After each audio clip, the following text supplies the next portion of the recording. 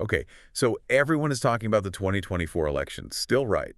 I mean, especially all the crazy reactions we've seen, hmm like from celebrities. This time, it's not just jokes about moving to Canada either. It's really interesting how these reactions are showing us like what people are really anxious about, especially on YouTube and social media. Some people are really upset and others just like dealing with the results in a way that shows they're really on edge. Yeah, we've got tons of videos and comments to look at. And some of them are pretty wild. Like, remember Cardi B's comment about the hurricanes? Oh yeah. When she said they were like punishment for people who voted for Trump, it shows how some people connect natural disasters with politics. Like political polarization is affecting how we see everything, even things that don't have anything to do with politics. Yeah, like people are looking for someone or something to blame. And then there's Christina Applegate.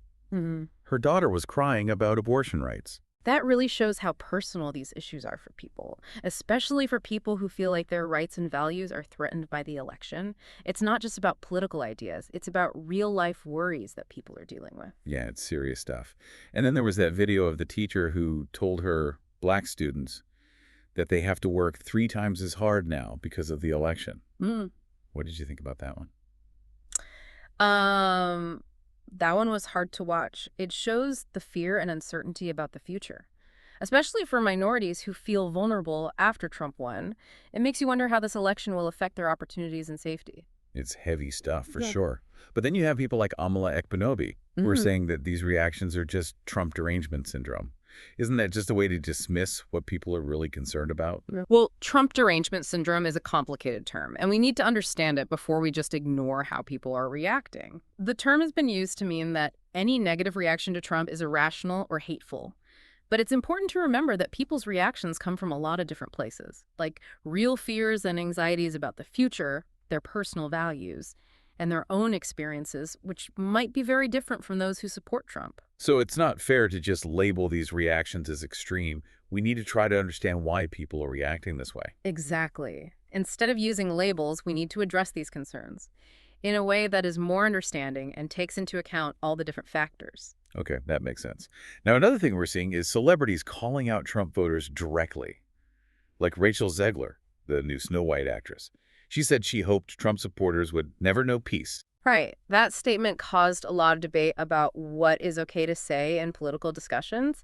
It's interesting to compare Ziegler's statement with how conservatives talk about the left.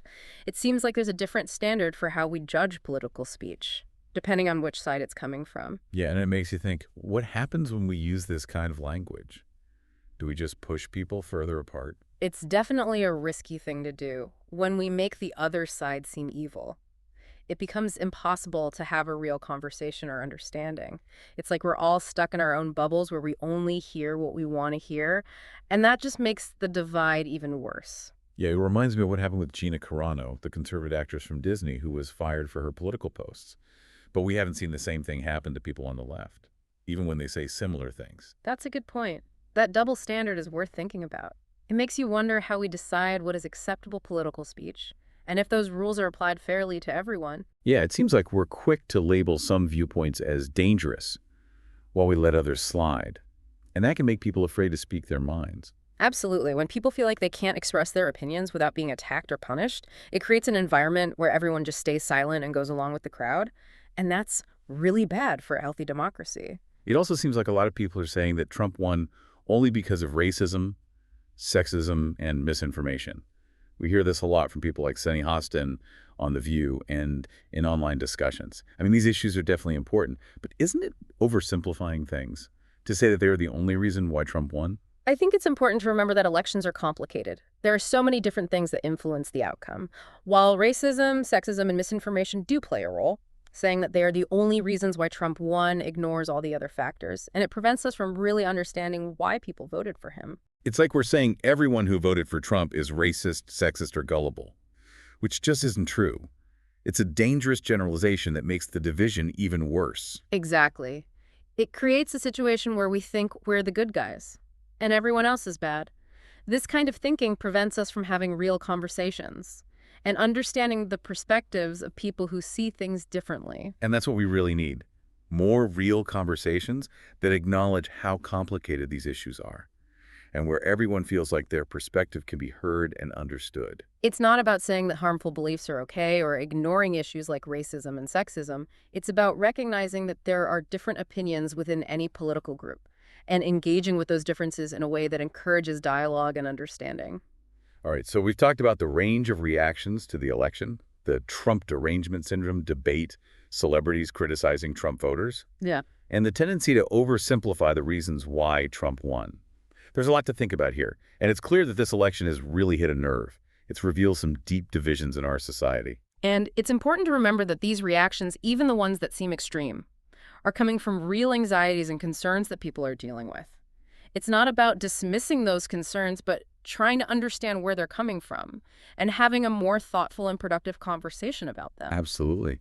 It's about getting past the anger and the name-calling and trying to really understand each other. But how do we do that? Where do we go from here? That's the big question, isn't it? And to answer it, I think we need to look at some specific examples of how this political divide is affecting people's lives. We're seeing relationships being strained, families breaking apart, and a growing sense of isolation and distrust. Yeah, those personal stories are really sad. They show the real human cost of all this political polarization. So let's talk about that next. Yeah, it's really sad to see how politics is tearing people apart. Like Yeah. that video with the woman disowning her father for voting Trump. Oh, man, that one was tough to watch. Yeah. I could feel her pain and anger. It just shows you that this political polarization, it's not just an idea. It's really affecting people's lives and relationships. And it's not just family either. We're seeing friendships ending and even romantic relationships breaking up over politics. It's like people are drawing a line in the sand saying, you're either with me or against me. If you don't agree with me on this, we can't be friends or family or even lovers. It seems like a pretty extreme reaction. Well, I think it shows just how intense people's feelings are about this election. For some people, it's not just about disagreeing on policies. It's about feeling like their whole belief system is being attacked. And when that happens, it's really hard to find common ground, even with the people you're closest to. And it makes you wonder, what happens to society if we can't even talk to each other anymore? If we can't see things from other people's perspectives? Empathy is so important for a society to work properly. Without it, we just get stuck in our own little bubbles, unable to understand or connect with anyone who thinks differently. And that leads to distrust and resentment and ultimately to more division. It's like we're living in completely different worlds.